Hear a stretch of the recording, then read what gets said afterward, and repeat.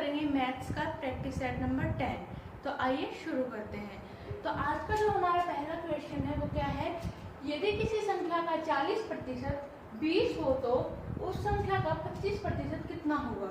यानी कि हमें निकालना है कोई संख्या, पहले तो हमें कोई संख्या निकालनी है जिसका 40% 20 होना चाहिए, फिर उसके बाद हमें निकालना है कि उसका 25% कितना होगा। तो आइए निकालते हैं। हम मान लेते हैं कि हमारी कोई संख्या है x, हमें इसका 40% निकालना है। इसका हमें तो हम क्या कर देंगे, 40 से प्रतिशत से मल्टीप्लाई, और प्रतिशत के नाम का क्या आ जाएगा 100, और इज इक्वल टू हम इसको सोल्व करते हैं तो कितना दे रखा है कि 20 दे रखा है कि 20 आना चाहिए, तो हम इसको 20 लिख देंगे। यहाँ से हम x की वैल्यू निकाल लेंगे, जो हमारी वेरिएबल टर्म्स है हम उसको एक तरफ करके और जो एक कांस्टेंट है उसको इस साइड ले जाएंगे। यानी कि x को इस साइड रख के 20, और जो डिवाइड में है इस तरफ आएगा क्या हो जाएगा मल्टीप्लाई में, और जो यहाँ पे मल्टीप्लाई में है वो इस साइड आएगा तो क्या हो जाएगा डिवाइड में। अब हम इसको कट कर देंगे, तो हम इसको कट करेंगे तो हमारे पास x की वैल्यू कितनी आएगी 50, x इज इक्वल टू 50। अब हमें पता चल गया कि जो हमारी वैल्यू आई है वो x वो कितनी आई है 50। तो अब हमें इसका 25% निकालना है, तो हम कैसे निकालेंगे 50 गुणा में 25 बटे में 100। अब हम इसको जो सोल्व करेंगे तो हमारी वो वैल्यू आ जाएगी। तो अब हम इसको सोल्व करते हैं, तो 2, और यहाँ से सोल्व करेंगे तो कितना आएगा 12.5। यानी कि जो कोई संख्या थी जो 50 है हमारा नंबर, उसका अगर हम 25% करते हैं तो हमारे पास कितनी वैल्यू आती है 12.5, जो कि हमारा राइट आंसर है। आइए अब करते हैं नेक्स्ट क्वेश्चन। तो हमारे नेक्स्ट क्वेश्चन में क्या पूछा गया है, 8 का घन क्या होता है। 8 का घन यानी कि हमें क्यूब बताना है इसमें। तो 8 का क्यूब कितना होता है 2। अब हम करते हैं नेक्स्ट क्वेश्चन। तो जो नेक्स्ट क्वेश्चन है उसमें क्या दिया गया है, 256 की पावर दे रखी है 0.16 इंटू 256 की पावर है 0.09। तो अब हमें पता है कि जैसे दोनों इनका बेस सेम है, यहाँ पे भी 256 है, यहाँ पे भी 256 है। अगर हमारा बेस सेम होता है तो हम पावर को ऐड कर लेते हैं। तो अब हम यहाँ पे ऐड कर लेंगे 256 और इसको ऐड करेंगे तो कितना आएगा 0.25। यानी कि अगर हम इसको डेसिमल हटा के फ्रैक्शन में लिखेंगे तो कितना आएगा 256 की पावर 1/4, यानी कि हम 1/4 है। अब हम इसको ऐसे ना सोल्व करके हम इसको क्या कर लेंगे 256 की पावर 1/2 और फिर उसकी पावर 1/2। अब देखो ये हमने इसको टुकड़ों में बांट लिया है 1/4 को। अगर हम इसको ऐसे ही करें 1/2 गुणा में 1/2 तो होता तो 1/4 ही है ना। तो हमने इसको आसानी से सोल्व करने के लिए क्या किया, 1/4 को टुकड़ों में बांट लिया। तो अब हम पहले इसकी वैल्यू निकाल लेंगे। यानी कि अब हमें क्या निकालना पड़ेगा 156 का 1/2, यानी कि 1/2 क्या होता है हमारा, हम 1/2 को हटा के यहाँ पे अंडर रूट भी लगा सकते हैं ना। तो हमें इसका अंडर रूट निकालना है। तो इसका अंडर रूट कितना होता है 16, और 16 की पावर फिर 1/2। तो 1/2 की जगह अब हम फिर दोबारा से क्या कर देंगे अंडर रूट 16, और 16 का अंडर रूट कितना होता है 4। यानी कि अगर हम इसको सोल्व करते हैं तो हमारी वैल्यू आएगी 4, जो कि हमारा राइट आंसर है। तो आइए अब हम करते हैं नेक्स्ट क्वेश्चन। तो नेक्स्ट क्वेश्चन में क्या दिया गया है, यदि a = 5 तथा b = 6 हो तो a + b का whole square minus a - b का होल स्क्वायर की वैल्यू बतानी है हमें। तो यानी कि हमें a की वैल्यू और b की वैल्यू इस इक्वेशन में पुट करके और इसका रिजल्ट फाइंड आउट करना है। तो आइए अब हम करते हैं। तो a की वैल्यू कितनी दे रखी है 5, और b की वैल्यू कितनी है 6, और इसका पूरे का स्क्वायर माइनस, और अब फिर a की वैल्यू कितनी है 5 और साइन माइनस का, और 6 पूरे का स्क्वायर। अब हम करेंगे 11 का स्क्वायर, 5 + 6 कितने हो गए 11 और उसका स्क्वायर -6 यानी कि -1 का स्क्वायर। यहाँ पे -1 क्यों आया? क्योंकि जो 5 है वो छोटा है और 6 बड़ा है, तो जो सा नंबर बड़ा हो उसके आगे जो साइन होगा वही आता है। तो यहाँ पे 6 बड़ा है, इसके आगे माइनस का साइन है, तो यहाँ पे आएगा माइनस का। तो अब इसको सॉल्व करते हैं। 11 का स्क्वायर कितना होता है 121 और -1 का स्क्वायर कितना होता है 1, क्योंकि -1 गुणा में -1 माइनस माइनस क्या हो जाएगा प्लस, और 1 गुणा 1 क्या होता है 1, तो -1 × -1 क्या होता है 1, तो यहाँ पे आ जाएगा 1। तो अब हम इसको माइनस कर देंगे तो हमारा आंसर आ जाएगा 120। तो हम a और b की वैल्यू इस इक्वेशन में पुट करते हैं तो हमारे जो रिजल्ट आता है वो आता है 120, जो कि हमारा राइट आंसर है। अब हम करते हैं नेक्स्ट क्वेश्चन। तो हमारा जो नेक्स्ट क्वेश्चन है उसमें क्या पूछा गया है, यदि 6/4 = 3/n है तो n का मान बताइए। यानी कि हमें इस इक्वेशन में को सोल्व करके जो n की वैल्यू है वो बतानी है। तो हम क्या करेंगे 6/4 = 3/n। तो हमें पता है कि जो हमें टर्म पता होती है यानी कि जो कांस्टेंट होते हैं वो एक साइड हो जाएंगे और जो निकालनी होती है वो एक तरफ कर देंगे। तो हम क्या करेंगे n को इस साइड ले जाएंगे, n इस साइड आ गया = और जो 6/4 है इसको इस साइड ले आएंगे। तो यहाँ पे क्या होगा 3 गुणा में जो 4 है वो ऊपर बटे में 6, तो यहाँ पे 3 से कट करेंगे तो 2 और फिर 2 से कट करेंगे तो 2, यानी कि हमारी जो n की वैल्यू आएगी वो आएगी 2। तो हमारे इस इक्वेशन को सोल्व करके जो वैल्यू आती है वो आती है 2। अब करते हैं हम नेक्स्ट क्वेश्चन। तो नेक्स्ट क्वेश्चन में क्या दिया गया है, नेक्स्ट क्वेश्चन में हमें जो ये √0.09 अपॉन में √0.0004 को सोल्व करके बताना है। तो हम इसको कैसे सोल्व करेंगे आइए देखते हैं।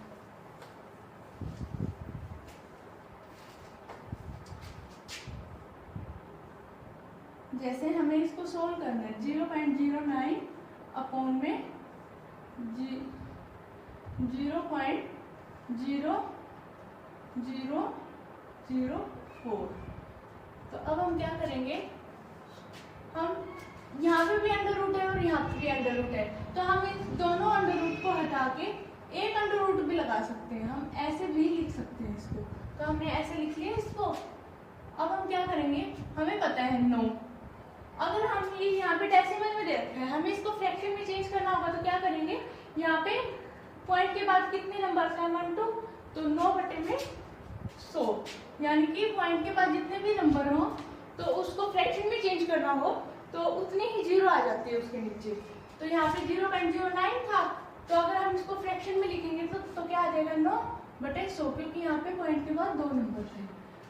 अब कर देंगे हम अंडर रूट अपॉन में क्या है 4, और 4 के बाद कितनी जीरो है 1 2 3 4, तो 1 2 3 4।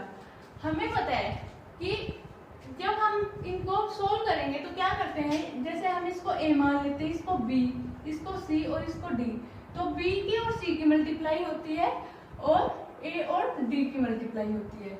तो अब हम इसको कैसे लिख लेंगे 9 गुणा में 10,000 बटे में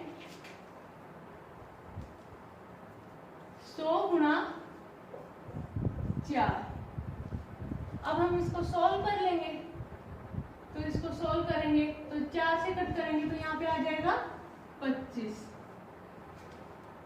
25 को 9 को गुणा करेंगे तो कितना आएगा 225, यहाँ पे अंडर रूट भी आएगा। अगर हम 9 को 25 को गुणा करेंगे तो कितना आएगा 225 का अंडर रूट, और हमें पता है कि 225 का अंडर रूट हटाना हो तो हम क्या करेंगे 225 अंडर रूट की वैल्यू होती है 15, यानी कि अगर हम इसको सॉल्व करते हैं तो हमारा आंसर आता है 15, जो कि हमारा राइट आंसर है। हम करते हैं नेक्स्ट क्वेश्चन। जो हमारा नेक्स्ट क्वेश्चन वो है यदि एक गोले की त्रिज्या 7 सेंटीमीटर हो तो उसका आयतन क्या होगा। यानी कि गोला यानी कि स्फीयर, हमें उसकी रेडियस दी गई है जो कि है 7 सेंटीमीटर। हमें उसको क्या निकालना है, आयतन यानी कि वॉल्यूम निकालनी है। हम एग्जांपल लेके चले तो हम कोई भी बॉल सपोज कर सकते हैं कि कोई भी बॉल है, उसकी रेडियस हमें 7 सेंटीमीटर दी गई है तो और हमें उसका आयतन निकालना है यानी कि वॉल्यूम निकालनी है। तो आइए शुरू करते हैं। तो ये कोई भी हमारा स्फीयर है,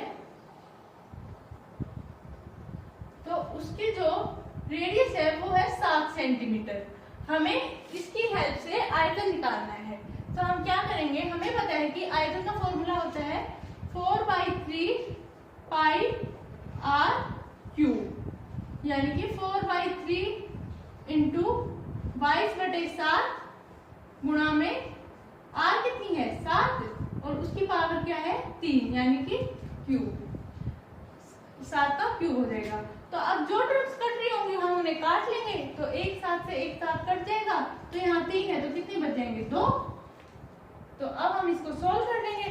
सोल्व करने के बाद हमारा आंसर क्या आएगा 1437.34 सेंटीमीटर क्यूब, जो कि हमारा इस स्फीयर का किसी भी गोले, इस गोले का आयतन है। तो आइए अब हम करते हैं नेक्स्ट क्वेश्चन। नेक्स्ट क्वेश्चन में क्या पूछा गया है 0.0224 इंटू 100, हमें इसकी मल्टीप्लाई करनी है। तो अब हमें पता है अगर हमारे पास कोई भी नंबर है, हम समझते हैं कि कोई भी नंबर है, उसको हमने फ्रैक्शन में लिख दिया, जैसे कि 22/100 लिख दिया। अब हमें अगर इसको हम डेसिमल में चेंज करेंगे तो क्या कैसे करते हैं कि जितने नीचे जीरो होती हैं उतने पॉइंट के बाद, उतने डिजिट्स के बाद ऊपर पॉइंट लग जाता है। तो यानी कि ये क्या हो जाता है 0.22 हो जाएगा। तो ऐसे ही अगर मल्टीप्लाई में हो तो क्या होगा वाइस वर्सा हो जाएगा, यानी कि उतने पॉइंट के बाद रिमूव हो जाएगा। तो जैसे कि हमारे पास क्या है 0.0224 इंटू 100 है, तो हम यहाँ पे 100 है तो हम क्या करेंगे 2 पॉइंट के बाद रिमूव, यहाँ पे है तो 2 पॉइंट के बाद रिमूव कर देंगे तो क्या होगा यहाँ पे आ जाएगा। तो क्या आ जाएगा 2.24। अगर ये 3 पॉइंट के बाद होता यानी कि यहाँ पे 1000 होता तो ये यहाँ पे क्या आ जाता, यहाँ पे आ जाता 222.4। लेकिन हमारे पास पूछा गया 100 से, तो 100 से अगर हम मल्टीप्लाई करेंगे तो हमारे पास आंसर आएगा 2.24। अब हम करते हैं नेक्स्ट क्वेश्चन। नेक्स्ट क्वेश्चन में क्या पूछा गया है 18, 27 व 45 का HCF बताना है हमें। तो हम इसको दो तरीकों से सोल्व कर सकते हैं। एक तो है इसका प्रॉपर मेथड, तो हम पहले करते हैं इसके प्रॉपर मेथड से सोल्व। तो ये है हमारा 18 को हमें क्या करना है हाईएस्ट कॉमन फैक्टर निकालना है। तो हमें इसका क्या करना पड़ेगा 3 से करेंगे